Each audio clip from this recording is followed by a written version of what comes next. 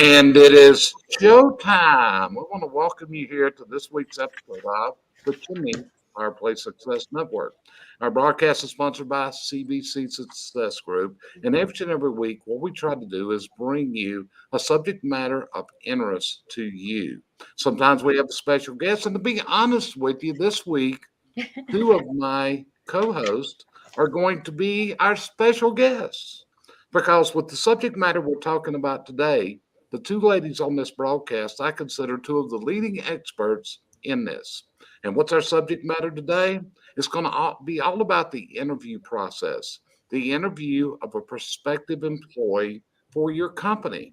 And see, just like I posted in the promos, this is where the rubber meets the road. This is where, if you do your process properly, you can probably be more assured that you are hiring a future rock star instead of a future failure. So, Brandi, what's your thoughts on the subject matter we're going to cover today? Well, I would tell everybody kind of throw out all your ideas because what worked in 2020 and 2021 is not working in 2022. So you've got to kind of throw out the old and come in with the new ideas. That's exactly right. And Brandi looks at this from the perspective of hiring for her own company and also being involved with some of the clients that she works one on one with. And she's involved in the hiring process when it gets into the office side and the clerical staff, the CFRs and office managers. Now, Sheryl, she hires for everything in a service company. She hires for and does recruiting for quite a few companies located across America. And every single day, she's doing interviews. That's right, all day long. This lady is on interviews. And they're cut up into segments, and she's going to tell you about what her ideas are today. So, Sheryl, what do you think of the value of what we're going to share today is for someone who's looking for true rock stars on their company? I agree with Brandy. I'm going to just ditto what she said. Don't look at it as you have in the past years. It's changed. It's a whole new group out there. That's And exactly right. Go it's ahead. totally different. I mean, it's nothing like what I was doing hiring 3 years ago. So, what you were doing hiring when you ran your wall covering business some years ago, it's a completely different ball game today, right? Completely different. Completely different. And Brandi, your background was in nursing. You think it's a different ball game today in the nursing area? Oh, absolutely. They actually have one of the highest rates right now of people resigning. That's it. So stick around with us. We'll be right back, and hopefully, we're going to share some real value tidbits and ideas with you today.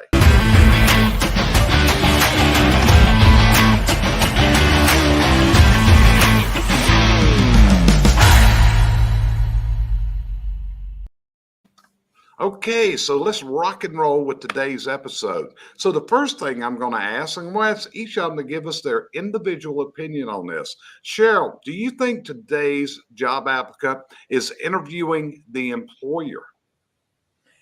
All the time. I think it's much more than it ever has been. They're looking for the particular job. Used to, years ago, we looked for a job that brought us in money and a job that provided for what we needed.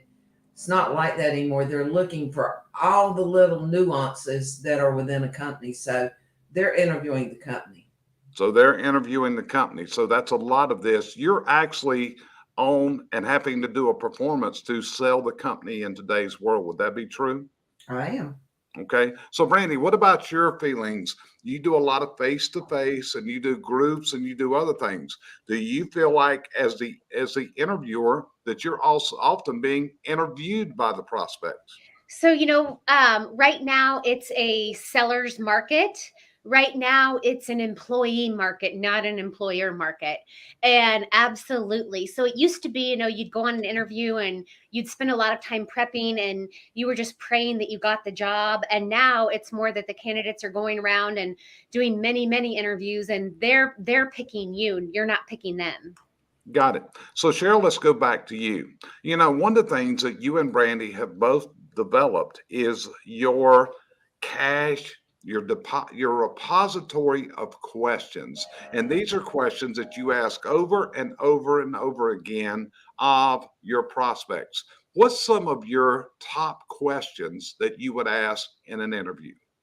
Well, First, I ask them what kind of culture they're looking for because we might as well just clear that on out. And then a lot of them are job specific.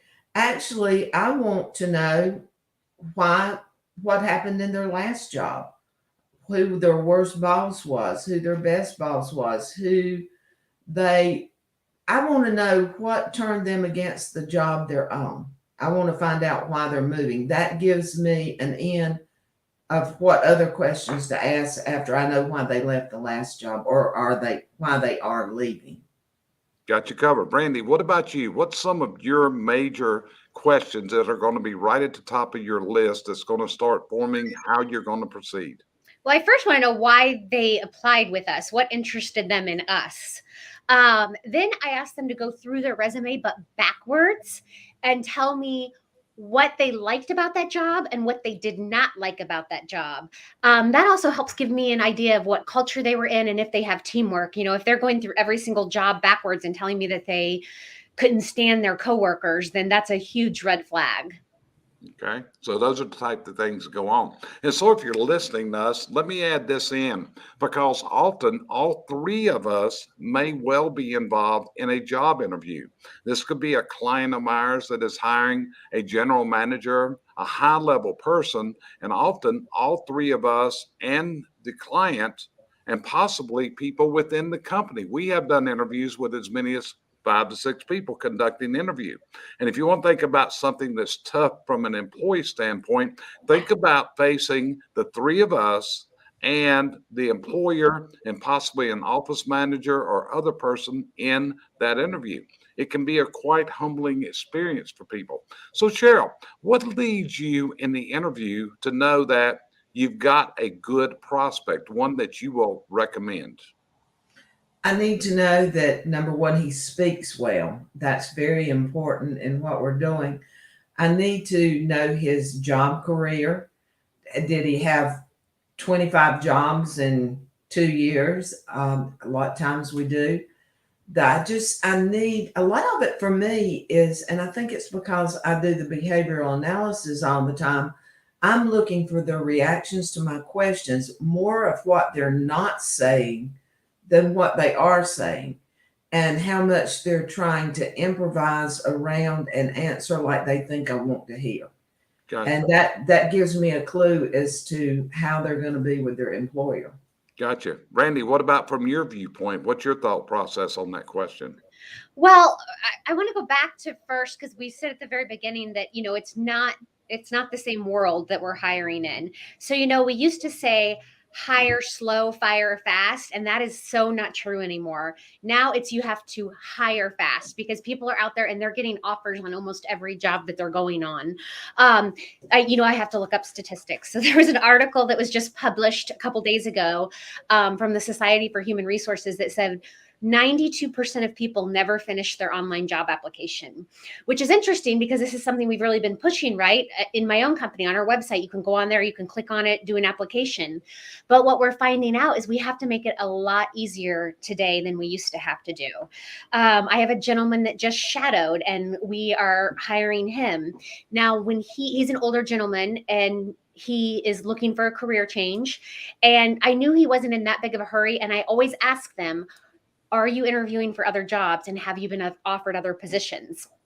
So with him, since I knew he wasn't in such a hurry, I had him do a job shadow today. However, if I had that candidate that I'm like, we cannot pass him up, and he says, yes, I've got more interviews tomorrow, then I'm probably going to offer him a job on the spot and skip the job shadow, which in the past I would have never skipped the job shadow. Okay. So you're adjusting to what you're seeing coming in. Okay, Sheryl, let's go to another one. What's the red flags? What are the things people could say that would jump out at you as a red flag to not recommend this person? Profanity, number one. Like we Mm. get that every now and then.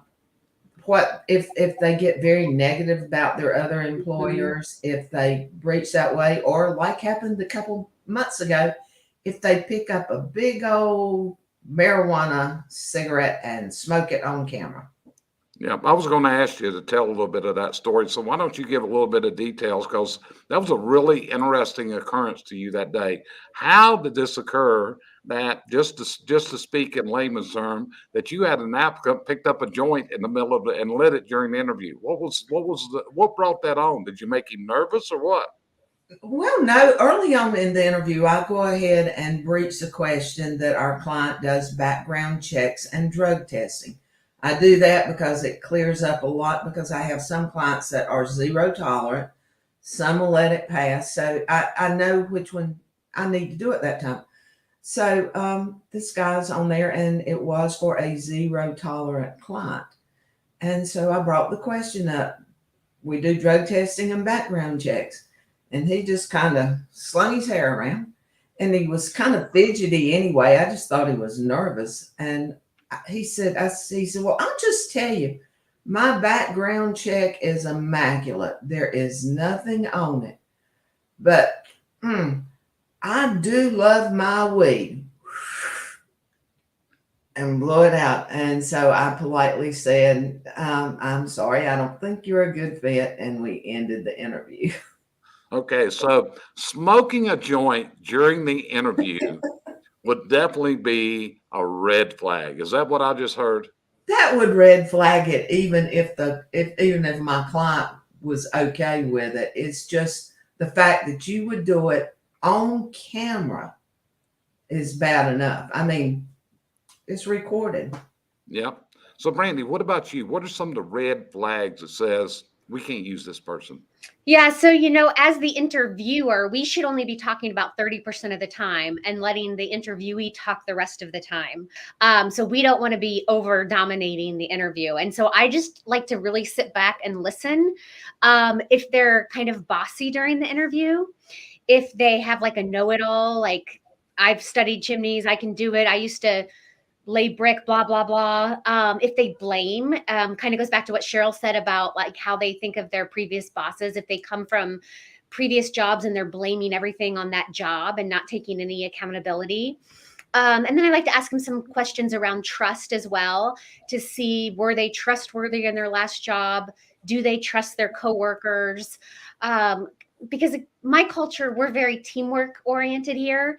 And so I want to make sure that I'm getting people that are going to fit in with a team. And so sometimes I'll even ask them, what does teamwork mean to you? What does that look like in a job? Got you covered. Understand. So, how many people, Sheryl, do you see that sit down for an interview that have researched the company they're interviewing with? Let's just say they're talking to ABC Chimney Company. How often do you see someone that's actually researched the company or possibly the industry itself? Not as many as you would wish. It's very slim. A lot of them don't even know the location of the company because that's another question I ask. Exactly where you located, because if they're too far away, it's no use to waste their time. And a lot of them, I have had them where they didn't even remember what company they were interviewing for. So there's a lot less or a lot more that don't do it than do. Gotcha. What about you, Brandi? Do people, when they come to Flues Brothers, have they researched what you are, who you are, possibly know your core values, all these different things? Do you have this type of person applying? Yes and no. I find more often than not, it's the people applying for office positions that have done their research more so than techs. But I do have techs that have done their research. And then like Sheryl, I have a lot that haven't. One of the best ways to impress me is to have a really unique target cover letter, and then definitely have done your homework on the entire industry. Like I remember one guy that came in and he knew about he had researched the CSIA, he had researched NFI and was asking further questions about those things. That's somebody that, hey, they're engaged and they're looking for a job in this trade, because it's not like we're here hiring for fast food or retail or something that's just really easy to pick up.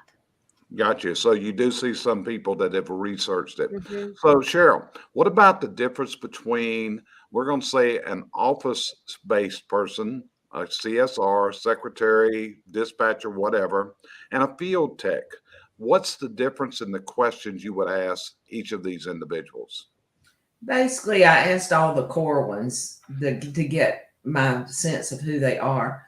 But I mean, I'll get down a lot of times on a tech that even asked if they can use a measuring tape measure, or if they can climb a ladder, how tall ladders they stand up.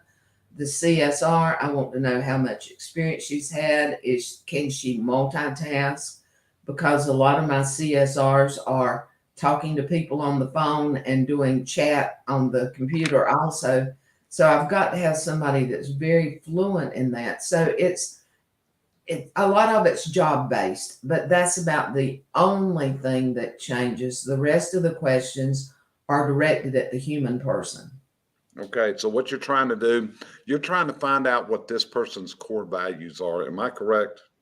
Yeah, because if I can get core values, if I've got what I need, I can teach a person a trade. But you cannot take somebody that doesn't care about things.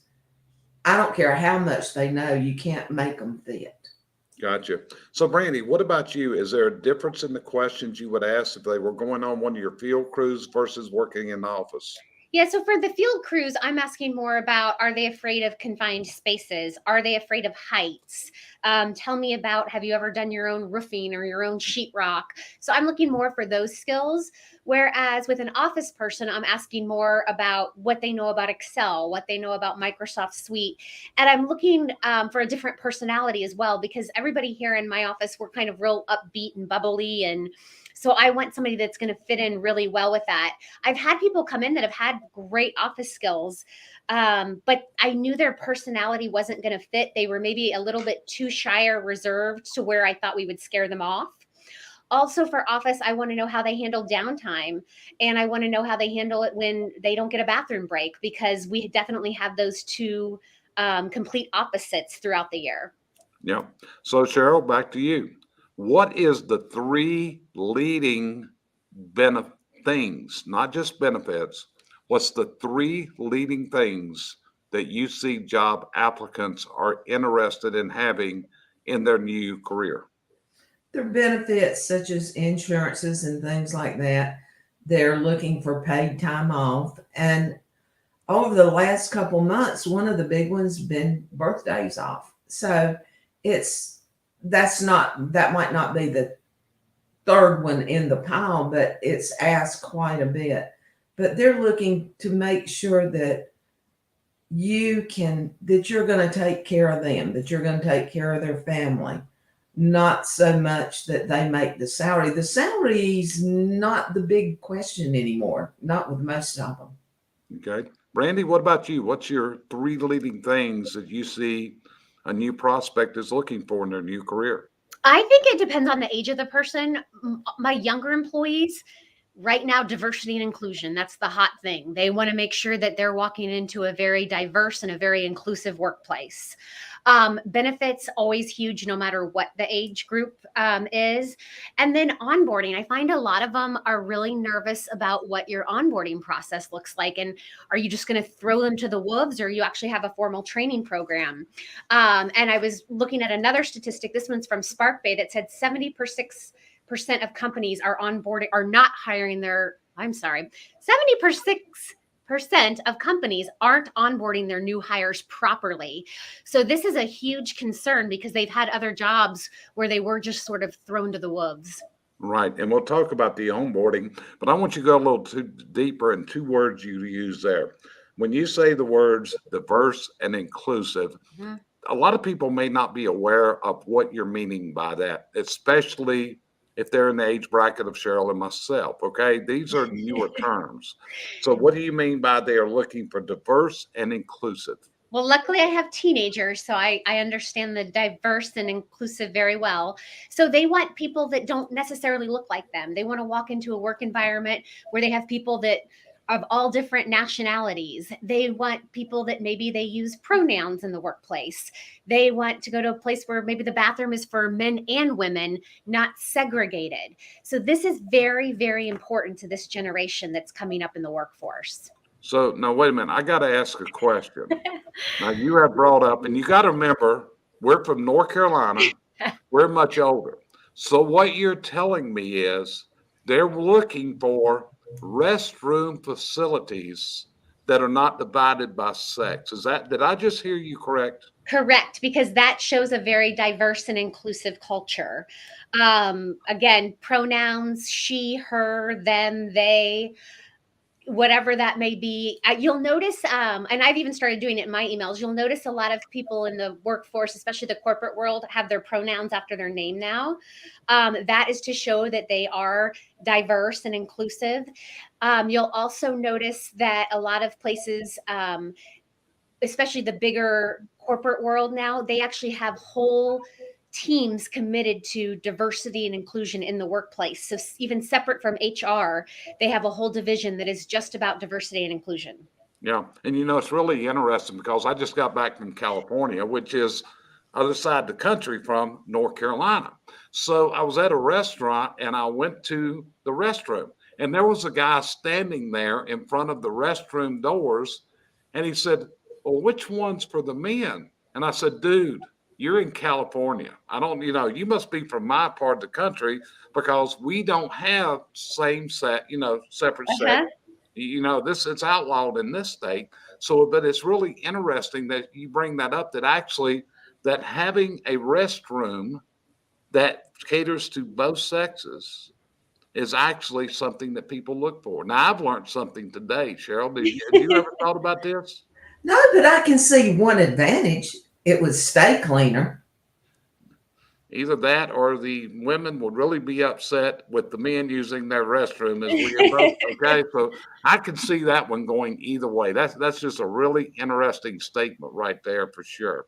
Okay, so anyway, as we go through this, what kind of questions does the interviewee ask you that tells you this is a good candidate or we don't want to hire this person from the questions? What's some of the red flag questions that the applicant may ask you, Sheryl? Okay, a lot of times I like the one that we were talking earlier about training. Do you provide training?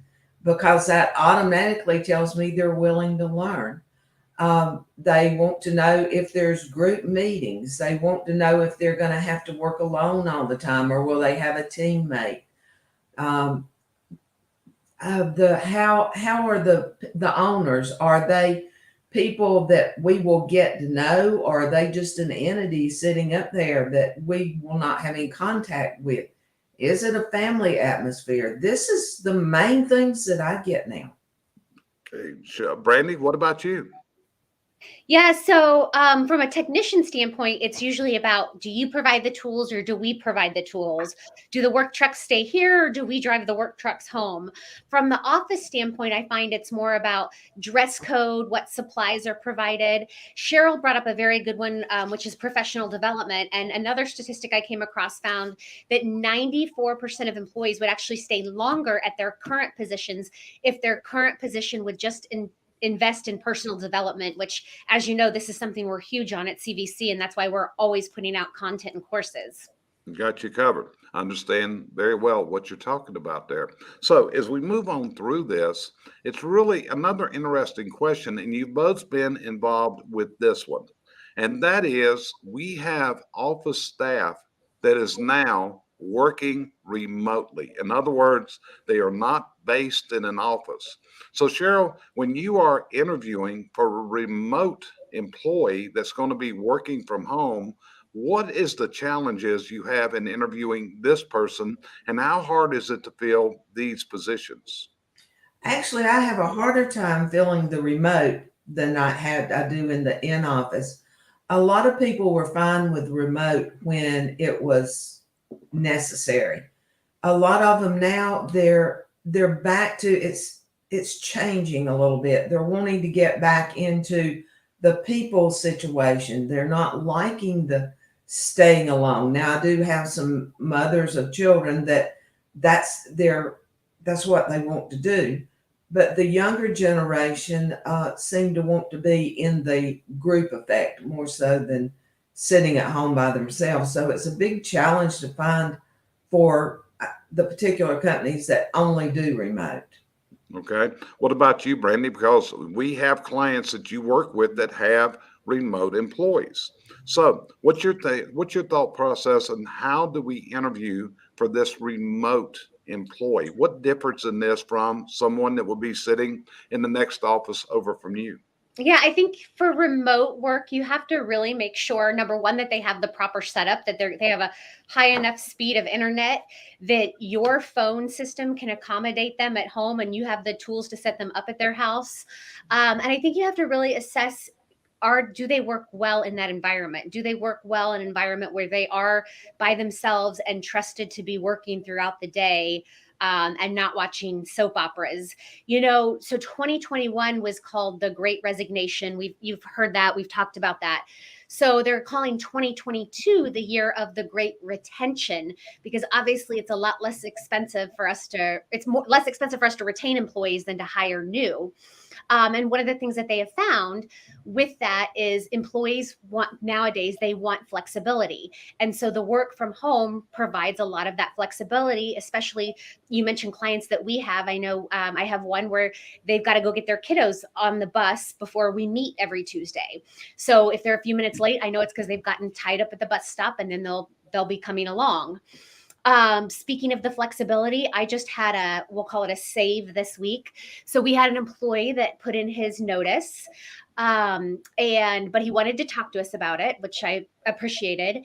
And he put in his notice because he needed better work hours. He has a family, he has 4 kids at home.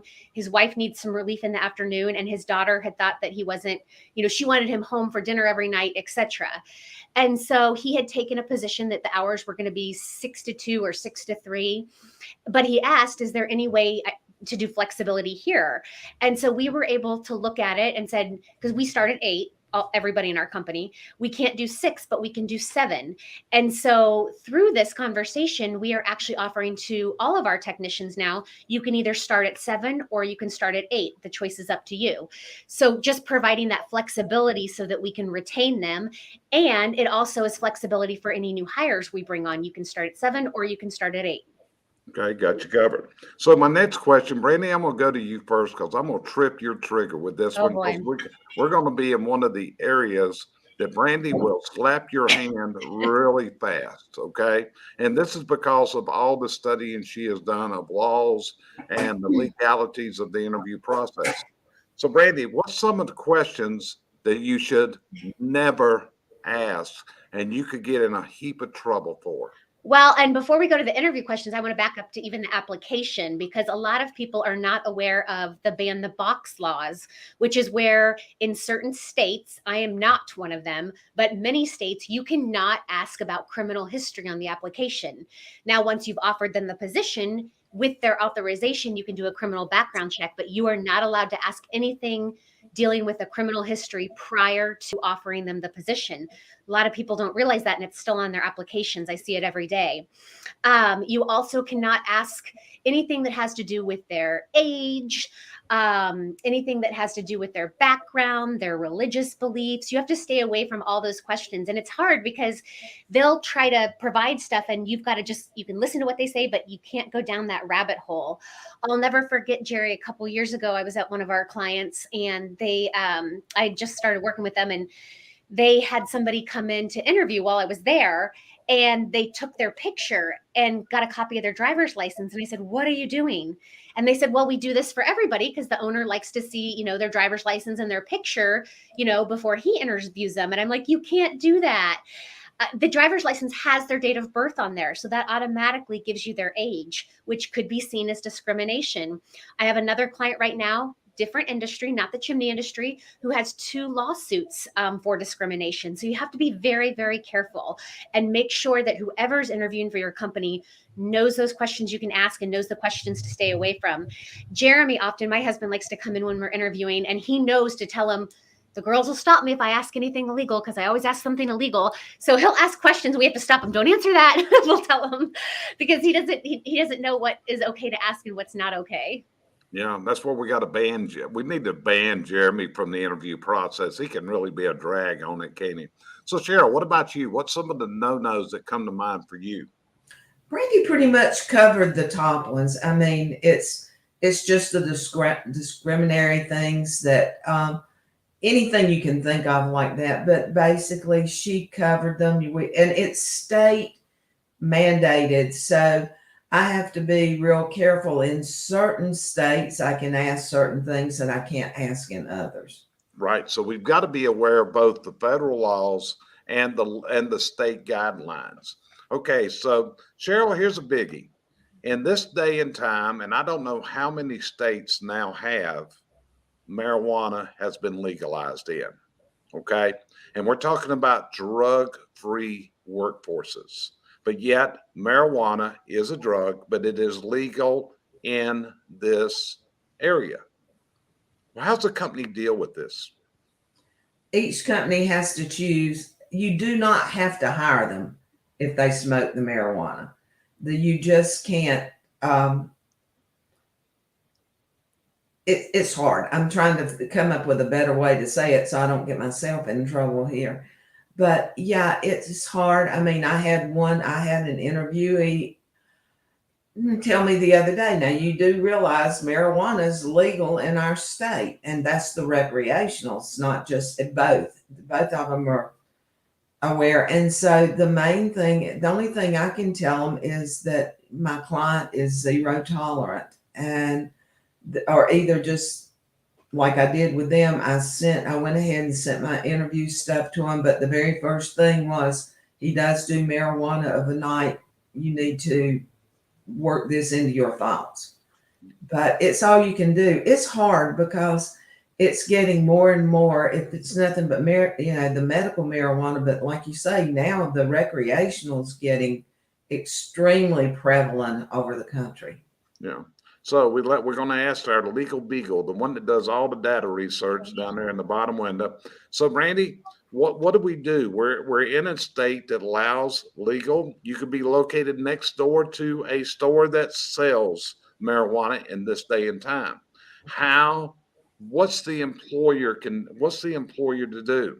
Is he forced to hire people that utilize marijuana, or what is the status? So I want to go back to your first thing where you said you didn't really know the data, because I do. So recreational and medical marijuana, there are only 3 states where neither of those are allowed. And I know that because Kansas is one of them. Next door, Missouri, you can have medicinal marijuana, but I'm in Kansas, which we're one of 3 states that has no marijuana allowed.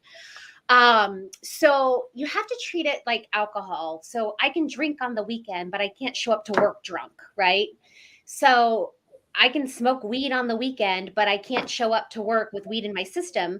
And if I'm working in a high risk occupation, which is what chimneys and fireplaces are, I need to know that I can't have weed in my system, especially if I'm up on that roof and I fall, because the first thing they're going to do is test me. And I can't have that in my system, or they're going to deny my work comp claim.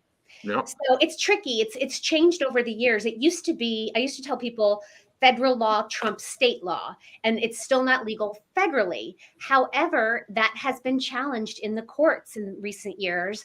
And so there is actually case law now where that has not held true. Yeah. And one thing that small business really doesn't want to do is be that test case. I mean, who wants to go through to be the test case of defending yourself in the court system in today's world? Well, and I'll tell you, Jerry, so what a lot of employers, including our clients, have just started doing, if they're in those states, they're still drug testing, but they're not drug tests. They're doing 9-panel instead of 10-panel, and they're just leaving the marijuana testing off, because we can't fix what we don't know about, right? So it's probably better to not know about it. So they're just still testing, for like the fentanyl, the oxycodone, the heroin, etc. But they're leaving the marijuana panel off. Okay. So Sheryl, let me take this. You do virtual interviews with people, and sometimes you actually do the hiring and have them report to work with some clients. Others you set up for interviews. Now, from an interview face to face, what is your thoughts on more than one person interviewing? In other words, they're getting an interview with a group of people. What's your feeling on that process? It's a lot more intimidating when you've got several people interviewing you.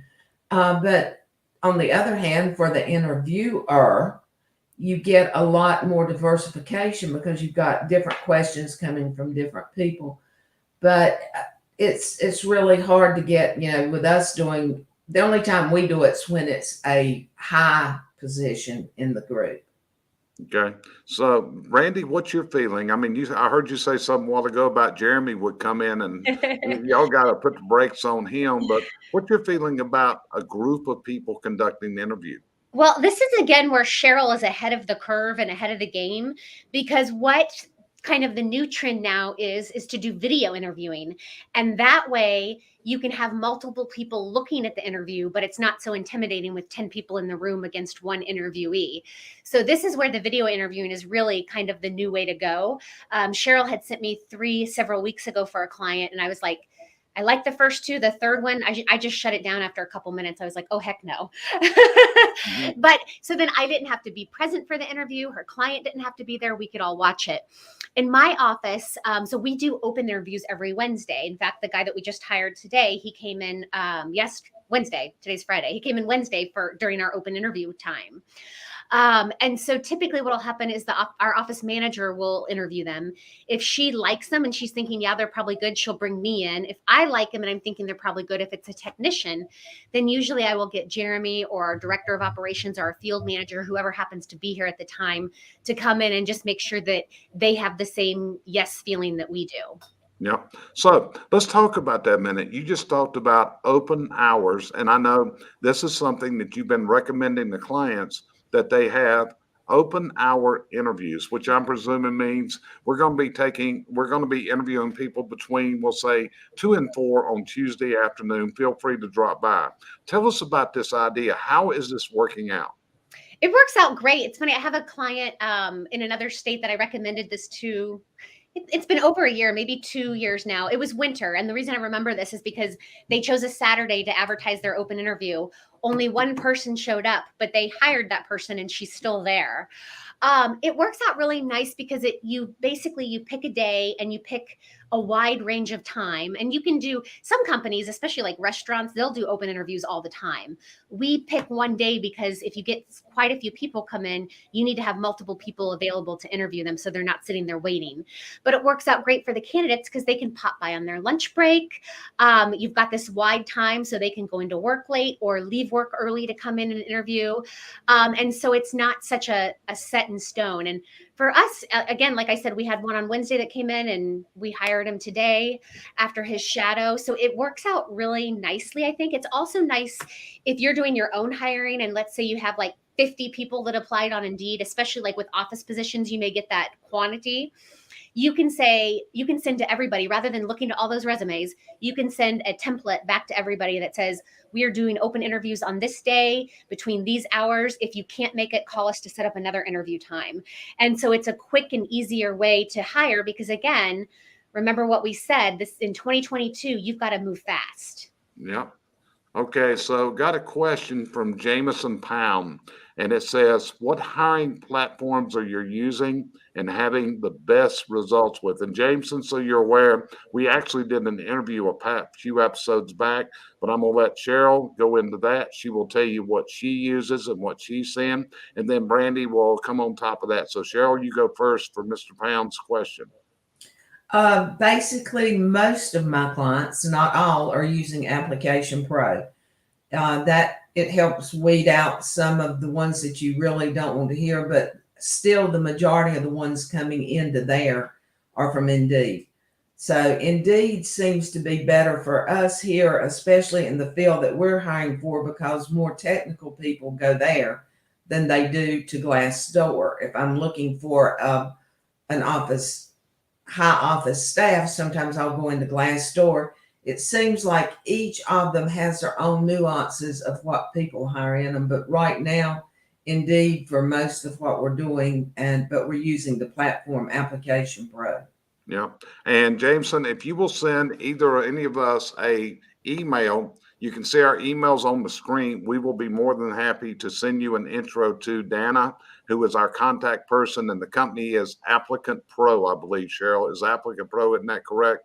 Yes. Okay. So Brandi, what about you? Where are you seeing the results coming from, and are you using Applicant Pro?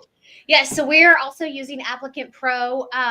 You can do LinkedIn, Facebook, all those different places. The nice thing about Applicant Pro is they have access to even more databases, we'll call them, and they do all of that for you, and they write the articles for you, and they know how to write them because they've done the research. I will tell you, going back to a client I have that's in another industry, I just met their headhunter, we'll call her. And so I talked to Jeremy, and we will probably use her in the future. And I'm sorry about my camera. I'm not sure what's going on today with it. But basically, you pay her a percentage to find somebody for you. If they don't work out in 90 days, then you pay her nothing. If they work out, then you pay her headhunting fee. And so I love that idea. It's working out great for this client. And so I am going to try that in the future as well. Yep, and that's I mean that's kind of like getting a warranty onto them as far as that's concerned. And like I said, Jameson, you can also talk to Sheryl. Like I said, companies like you, she works with and actually does the interview, the marketing, and all that. But what Applicant Pro does is they write marketing copy. In other words, most of the time, the ads that people run are not drawing the attention. So this is bringing you, it is a data-driven program. It's really interesting. So feel free to reach out to Sheryl on that, and she'll help you out. Yes. Yeah, I was just going to say, and to Jameson, also don't count out employee referral programs. You have great employees. Usually they are the sum of the 5 people they hang out with. So usually they have some great friends that they can refer and offer them a bonus for that. And don't count out when you get good service somewhere, handing them a card and basically recruiting them away from there. That's a big trend right now. And we actually lost an employee this way, a technician. In fact, is companies are looking at employees that they have lost in the past that are good, and they are calling them up and offering them incentives to come back. And we actually lost a technician that way. He was recruited from a previous job, probably offered some promises. I don't think that'll come to fruition, but that's for him to find out. But so you have to look at all the avenues. Don't put all your eggs into one basket, so to speak. Right. Now, another thing that we stress, if you followed what we teach, what we preach, and like I said, this comes involvement from all of us. Brandi is an expert at this. Sheryl's an expert in this, and I've learned a tremendous amount, but this is their areas of expertise by far. That's what we try to do in our company is we try to come up with experts in all these different areas. So everybody on this screen, we have our own areas. Mine is the training. These girls, these ladies, they know how to run this side. So Sheryl, go back to you. One of the things that we preach is the word assessments. And assessments mean different things. Whenever I say the word assessments, we're talking about assessing for their behavior patterns, and we're talking about assessing for other things. Tell me about some of the best assessments that people can do to see if someone's going to work out in the position. There's a lot of them out there. My preferences, we use DISC a lot. That gives me my behavioral.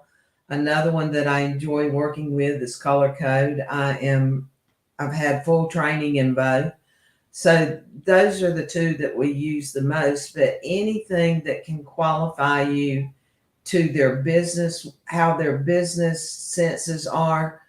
The DISC gives you a lot more of their communication skills, their core values, and what they're doing. And as I said earlier, that's usually what I myself am working on is looking at the core value. And then I can teach them what we need. Okay. And Brandi, you've got assessment tests for other things because what we're talking about, Sheryl's talking about is assessing the interior behavior patterns, but we're also looking for skill assessment. We want to know certain things if they're going to be able to do this proficiently. What's some of these assessments that you would use to check this out? Yeah, so I suck at Excel. In fact, I called Sheryl the other day with an Excel question. So I want my office people, I always want to hire smarter than myself. So I want them to have really good, sharp Excel skills. So I will have them do an Excel test when they're hired. For technicians, Indeed has some mechanical tests that you can use. We also sometimes will just, ask them about different tools. So we're really just wanting to see what their skill level is because anybody can say they're great at Excel and then you get them in there and they suck. But if you put a test in front of them, they really can't fake it, especially if they're on your computer. Right. Well, you got to be testing for a lot of things. Number one, do they have decent communication skills? No matter if they're in the field or in the office, they've got to be able to communicate properly with the customer and with their coworkers. They need basic math skills, okay? They need to be able to read tape measures. They need to know some mechanical things. So this is a system that you've got to develop in your company of putting them through the assessments. So I'm going to share a little story from this week and what I observed. Because this week I was doing an on-site assessment for a client. And that means I spend 2 days at the company. So I was there 2 days, and they told me that on 3 o'clock on, let's say 3 o'clock on Tuesday, there was a job applicant coming in. Hey, this is great. I'm going to be able to observe their interview process. And it was really interesting because they had 3 people involved in the interview. So before the interview came in, they have a training room there. So what did they do? They cleaned the table off. I mean, they took window cleaner. It wasn't just the stuff was off. They actually cleaned the table. Then they took 3 chairs and put on this side and one on that side. In fact, they even told, wait a minute, I've been here. You hadn't cleaned the table for me, and I've been in this room for a day now. You hadn't cleaned it for me. But all of it had a process. And then one of these was a field technician. One of these was an office worker. And the third one was the owner, who's also the general manager of the company. So they went into this interview process asking questions that were all good questions. And then when they got done with that, the owner said, well, I've got some skills that I would like to test you on. And he brought out a tape measure, set it on the table. And when he did, he pointed onto it and wanted the guy from what it was to find out, do you know what those little marks are? Can you actually use a tape measure? And he could use the tape measure. And then the next question was, do you know why that 16 is marked on the tape measure? And he didn't know the answer to why that 16 was marked on the tape measure. Now, Sheryl, why is the 16 so important on a tape measure? 16 inches off center. Correct. 16 on center. And that tells us right there, he's never had framing experience with carpentry. Okay. We haven't had to ask that question. You see it from there. The next thing he did was he took a cordless drill and a cordless impact driver and set them up on the table and said, do you know what those 2 things were? And I was thinking, okay, if this guy don't know what 16 on center is, he sure is not going to know what an impact driver was. But he did. He knew what the drill was, what the impact driver was. And what did this do? It gave them that he had some mechanical knowledge. At the same time, framing was foreign to him, but reading a tape measure was not. Okay, that's what you're coming out of this. So they put some different tools up. I've seen people do this from putting out a cotter key, a screw, a nail, and then saying, tell me which one is the cotter key. Okay. And if they don't know what a cotter key is, they probably have not dealt with much mechanical stuff. Okay. So there's things like that to test. Then they took him outside and they set up an 8-foot tall step ladder, gave him a helmet to put on, and asked him to climb the ladder, going up and down, watching him. What was really neat was when he came down to the bottom rung, he looked left and he looked right before he stepped to the ground. And that told us this guy knew a little bit about the potential of getting hurt on the ladder. The next thing they did, they handed him an iPad because technicians have got to know how to do forms. And they actually told him, okay, this is how you take a picture. This is how you add the comments, and handed him the iPad. And he was taking pictures of a wood stove that was there. And how did he store them? How did he update it? And seeing, could he follow these directions? And all this to me made a pile of sense. Brandi, what do you think of that process?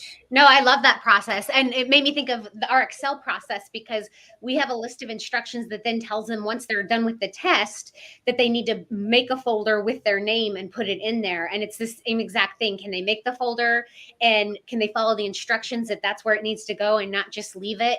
I love that. One of the best things you can do, that we did this a couple years ago, really honestly, I think it was when the CVC base camp was fairly new. We had a guy come in that kind of one of those guys that was just a know-it-all, that swore that he knew everything about chimneys. He had come from another chimney company.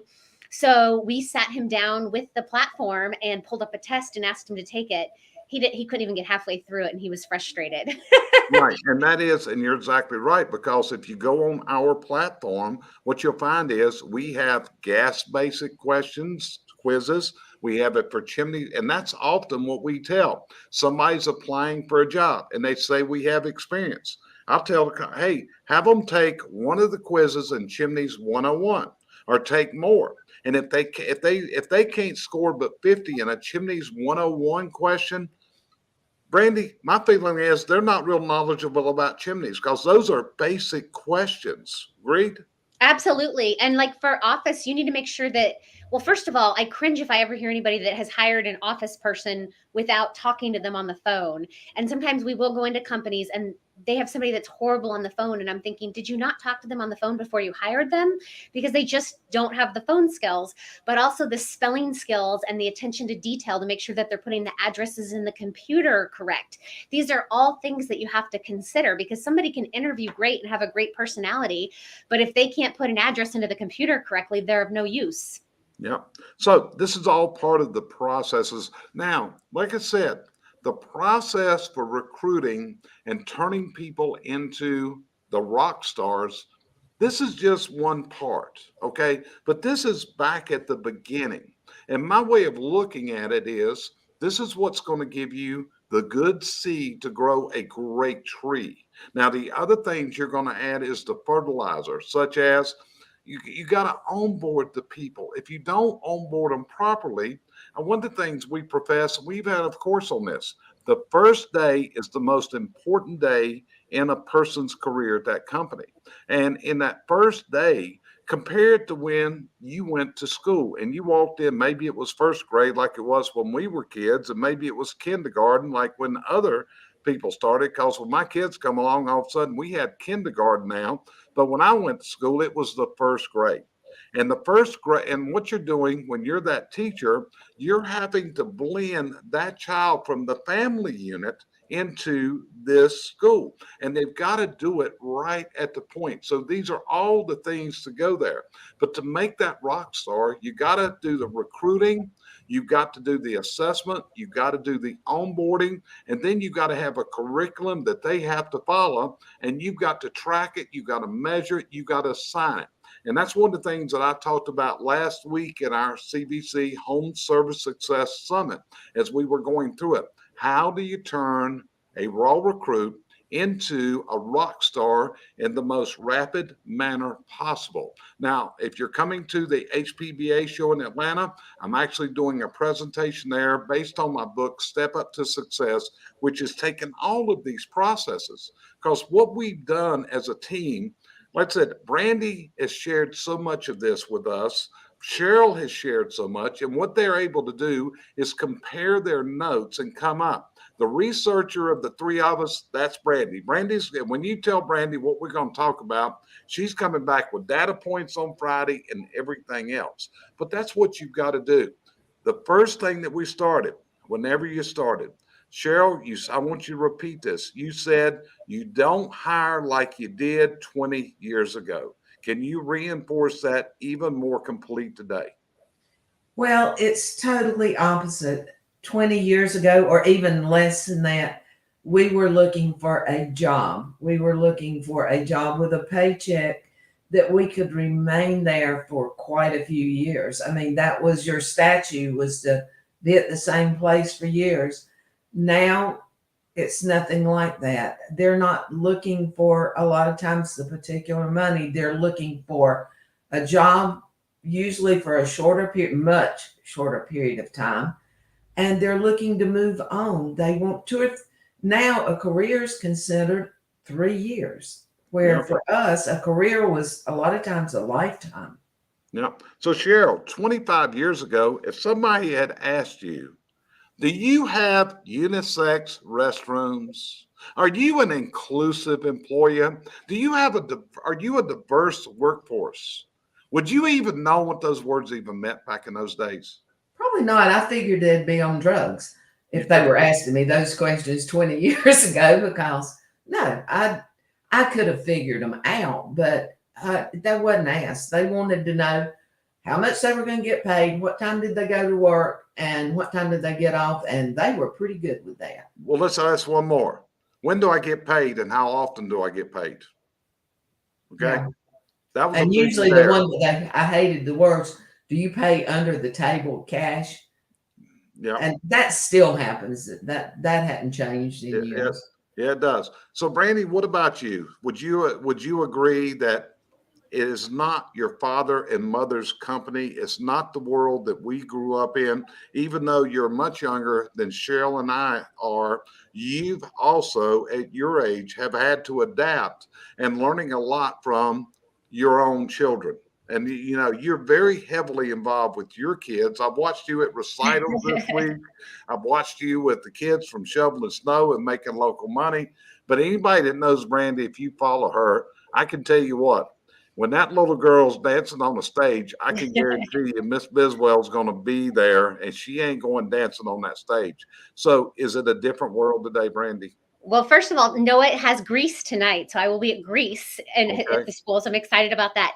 It's very different, even different from when, I mean, it's even different from 5 years ago. I wouldn't have thought. And I've had to really adapt. Used to be, I wouldn't hire anybody if they had tattoos showing. Now you can have a whole sleeve as long as it's not offensive. I was on a call the other day with some clients and I said, the girls, and then I caught myself because my kids would kill me. And I said, I apologize. I hope that didn't offend you. I'm trying to really watch and use pronouns. And they weren't offended, but this particular client, one of their office girls has her pronouns on her. It doesn't just say Brandi Biswell. She has her pronouns after it. So I was like, oh, darn it. I hope I didn't. So I'm having to learn and adapt. And that's really what you have to do. 10 years from now, it's going to be even more different. So you can't get stuck in your old ways. No, you can't. And it's like I said, I can remember one of Brandi's hiring challenges a while back because she had hired a new girl and she was almost, is girl wrong here, Brandi? Did I use a new person in the office? Okay. Yes, she was a she. Yeah. So we hired a new person and Brandi kind of whispers like, she's got green hair, Jerry. And actually, if you go on to our learning academy, that green haired gal taught me things about younger generations, and she was so helpful. I actually made a recording that's on our Chimneys 101 course because I learned from her how young people learn from virtual learning. She was And so how smart. She was wicked smart. I would have really passed up an opportunity had I let the green hair get by me. Now I've had an office manager with purple hair. I just really don't care what color your hair is, as long as you can do the job and do it greatly. That's it. So that's what I mean. So those are the things because Brandi had to break the mold herself because green hair was a difficult one. We got another question came up or statement from Tom Wright. We're seeing our showroom becoming a hot zone for potential employees. Knowledgeable, trusted customers who trust you are a great feeder to your hiring process. And Tom, that is an excellent addition. We really appreciate that. Tom, we appreciate you. So thanks for adding that. So Sheryl, before we end today's episode, anything you want to add? Well, the best thing I can tell you to do at this point, hire, over hire. That's what we're trying to push now because you never know when you're going to lose one. It's so much easier to lose. But keep to your core values. Don't hire don't hire out of your core values because it won't work. Okay. Brandi, what about you? Yeah, I agree with Sheryl. Don't desperation hire or hire just because they have a pulse, but hire fast. You can still fire fast, but you have to hire fast now. Well, I'm glad you took desperation hiring from me because I was getting ready to say that one in my ending comments because that's a big problem. When you start desperation hiring out of desperation, you're setting yourself up for disappointment. But as we leave this, I want to add one more thing. I want you to think for a minute. We had the Super Bowl just a week ago. And during the Super Bowl, imagine one of those Super Bowl teams coming on the field and did not have a reserve sitting on the sidelines, didn't have a backup quarterback. And see, that's one of the problems is we see people, especially in this age of COVID, Okay, when we look at what's here, the absenteeism and the people not being there are astronomical.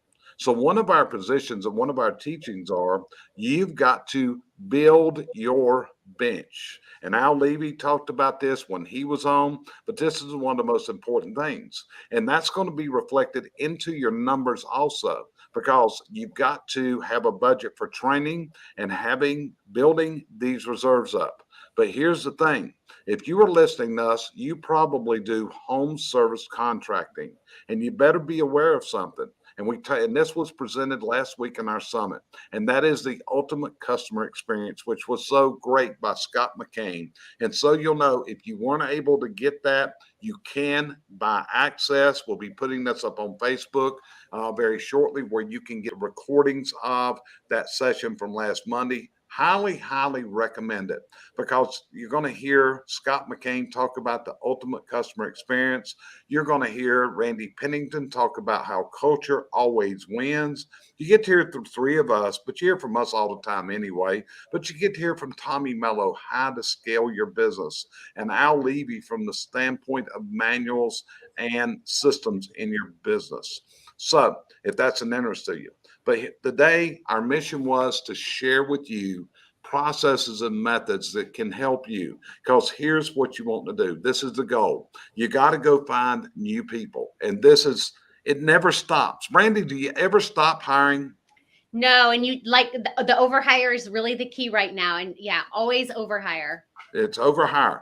A friend of mine by the name of Bart Ogden told me something a couple of years ago. He said, Jerry, I've come to the conclusion that if I get 3 to 4 years without someone leaving, that is probably a career in today's world. So what you've got to understand is this is going to be a constant bringing new people in, cycling them through, and you got to develop a system of having the right people and bringing them up to speed as rapidly as possible and turning them into superstars. And when you can do that, you're going to be amazed how successful your business can be.